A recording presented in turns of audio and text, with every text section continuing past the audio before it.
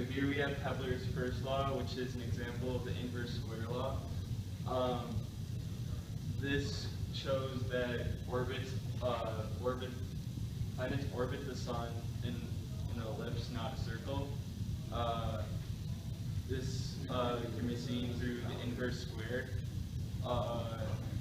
Because as the radius decreases, the gravitational pull increases, and it's inverse of that.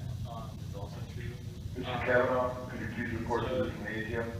Mr. Kavanaugh, the empirical proof is also seen in this law, which proved to Kepler that the planets did orbit the sun in an elliptical manner rather than circular manner.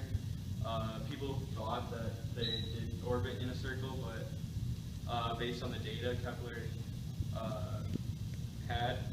he had to believe that it was an ellipse, not a circle. You also see here that energy is conserved throughout the orbit of each planet, so that means speed does change based on different points throughout the orbit. And that also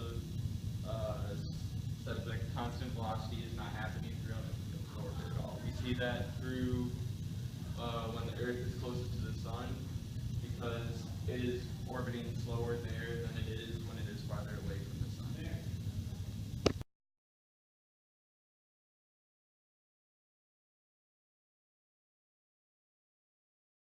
0 times 0, and the Earth or the planet takes t amounts of time, say minutes or years, to go this length, then this area of the shaded region is equal to this shaded region if it takes t units of time to go from p to p plus 2.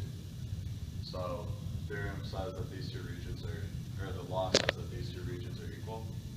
And then the proof of that is that for very small very small sectors, you can approximate the areas with triangles. So that's what Newton did to prove this. And then why this works is that when Earth is the closest to the sun, it has the fastest speed because the gravitational potential energy is the least. So it has to increase its speed. So while this distance is smaller, it goes farther in that amount of time. And then the opposite is true here. We have a larger distance away, but it covers less time and whatever time we use.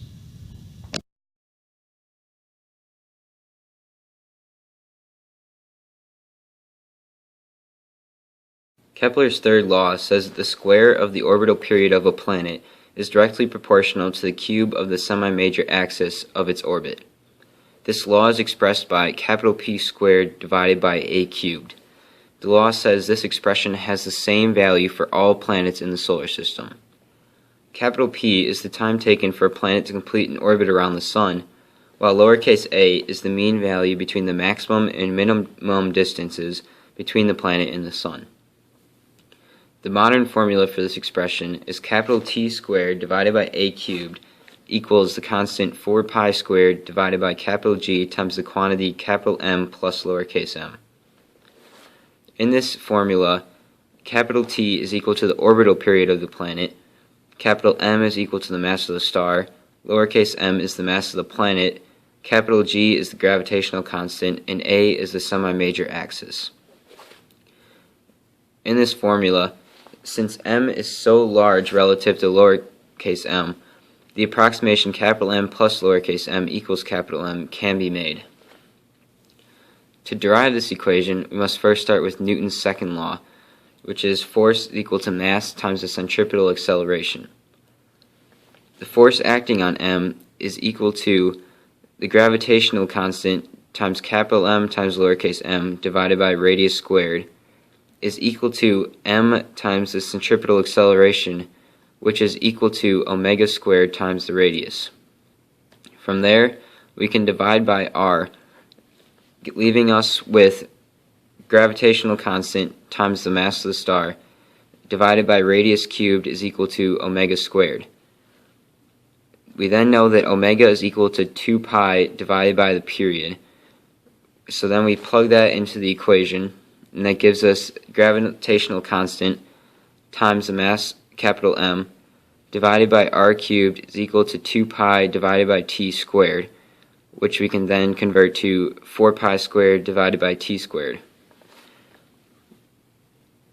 This leaves us with the final answer of t squared divided by r cubed is equal to the constant 4 pi squared divided by capital G times the quantity capital M plus M.